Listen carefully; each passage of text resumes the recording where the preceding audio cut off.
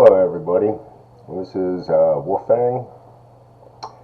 It is Saturday afternoon here in Cincinnati, Ohio. It's a nice day out, a little warm. I think it's like 85 today. Anyway, I do my videos without any editing. I just do them. So I'm always trying to come up with new ideas or a topic that I don't see shared on YouTube as far as prepping goes. By now, I think most people that are into the prepping have a pretty good idea that it's food, water, shelter, and a way to defend yourself. So through the week I was thinking what I was going to do my video on, because like I've said in the past, I do one video a week, and I usually do it on a Saturday or a Sunday. And actually today is August the 10th, 2019. So I did construction pretty much all my life. I was in the service. I was overseas, and the language barrier is going to be an issue, I think, with when shit hits the fan. Okay, if just here in the United States, and I'm going to go ahead and pick on California because I've been there. I lived there for 5 years, and it was a culture shock to me when I got to California just because of all the different nationalities. And I mean, my opinion, I think they ought to call California United Nations. I mean, there is literally every nationality that you can think of in California. So that's your language barrier right there for one. Now, when shit hits the fan, depending on where you live, and that might not even matter, because if it gets that bad, you're going to have people traveling, roaming around. And for people that have homesteads, I know you're going to have your place secure.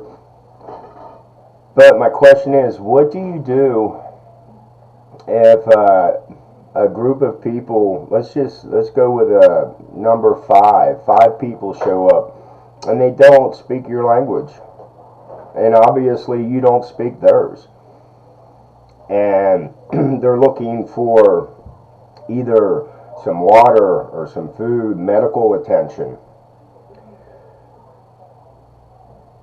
How do you deal with that problem? Okay, when I was in construction, and I'm not picking on any race, but we had a lot of Mexican workers on our construction site. Now, I installed ductwork, sheet metal. Okay, so I would be in a room installing ductwork, and we would have Mexicans in there. They mostly hung drywall or they were painters. But more than once I can count, I was in a room with 3 or 4 guys that spoke no English whatsoever. So I'm up on a ladder hanging ductwork. If I was to fall, hurt myself, how would I communicate to these guys? Or vice versa, if something was to happen to one of them. See where I'm going with this? The communication, where's that? I mean, you can point, facial expressions, but it can get difficult. So, I mean, I know a little bit of Spanish. I can say hi, goodbye. but like I said, just a little bit.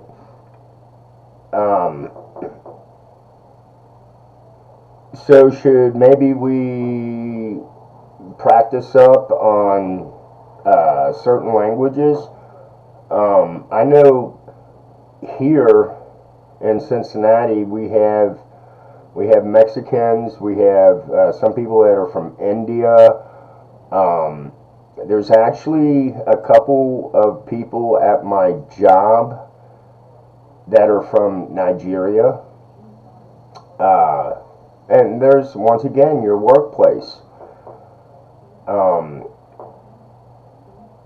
So what or how can we work with, when when it gets bad and you're either on the move or you're bugging in, and some people come across you and your group of people, and there's that language barrier. How would you deal with that? Would you just literally flat out say, hey, I don't know what you're saying, you got to go? Or would you try to communicate with them? Because it's frustrating when somebody is speaking a different language and you have no idea what they're trying to get through to you or talk to you. Like I said, I was over in Spain, and it wasn't too bad. There were a few guys that spoke the language, so when we would go out on town, we had a translator. What if you don't have a translator? I was also over in the Philippines. The Filipino language consists of a lot of different dialects.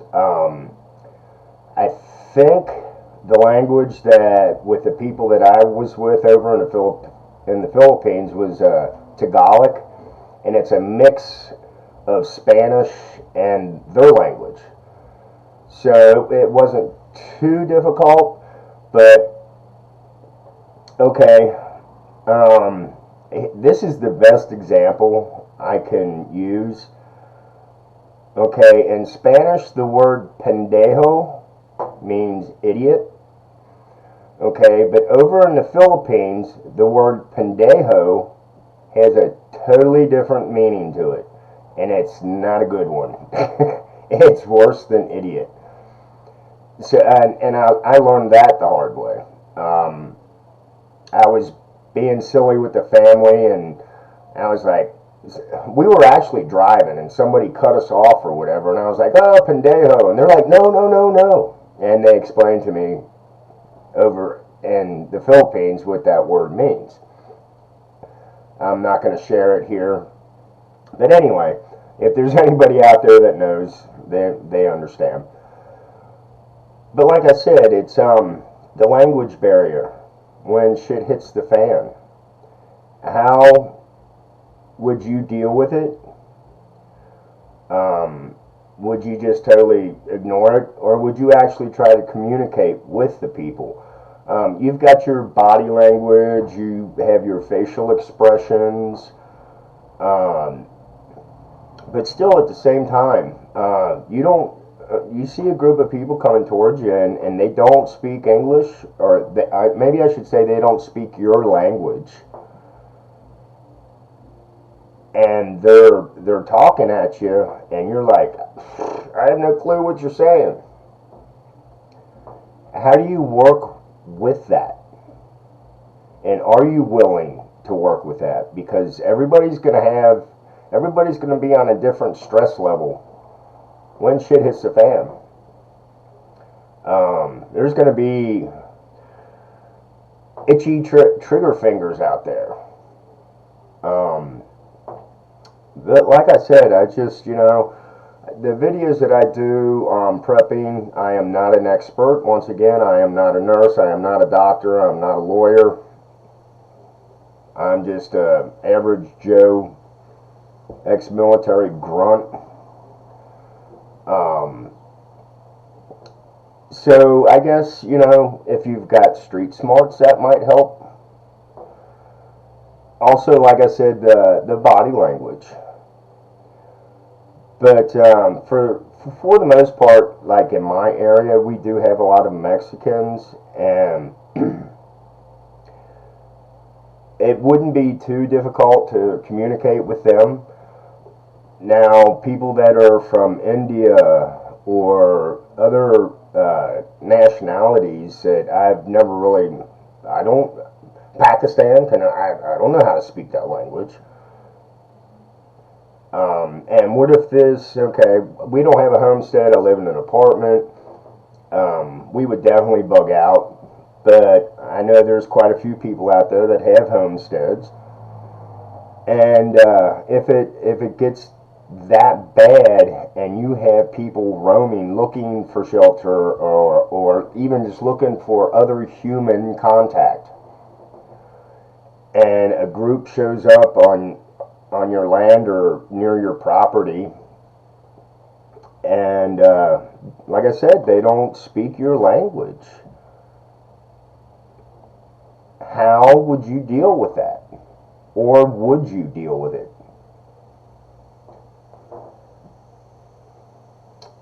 Just saying. Like I said, I try to think outside the box. When I do my videos, I try to do videos that I haven't seen anybody else do.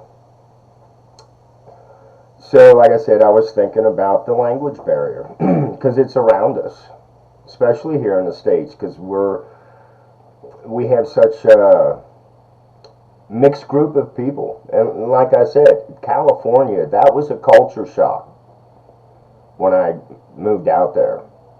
I was like, damn. And then I also noticed when I came back home, there was a little bit more different nationalities here just in Cincinnati. Oh, we also have Korean, Japanese. I mean, it's a mix. It's a mixed group of people here in the U.S. So, with saying that, are you willing to learn a different language so you can communicate? Because you won't be able to use this if the grid's down. So it would be really interesting just to see, as a group of people, all in the same, we're all, you know, especially grid down, we're all in the same boat. How are you going to communicate? Speak to strangers that come by.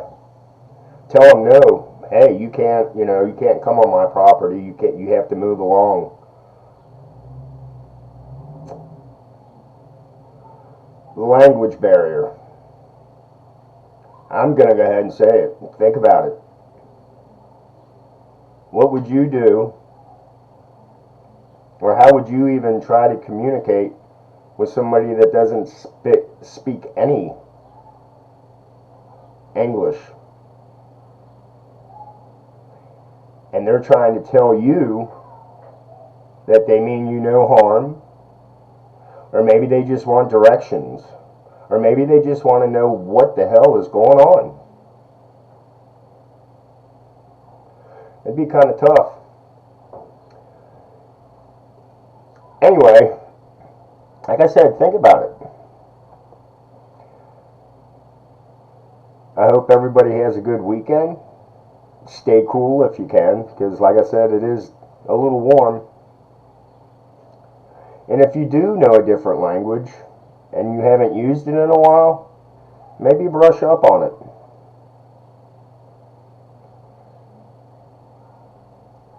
Everybody out there have a good day. Blessed be. Stay safe. And this is Wolf Fang. And I will talk to you all next weekend. Bye for now.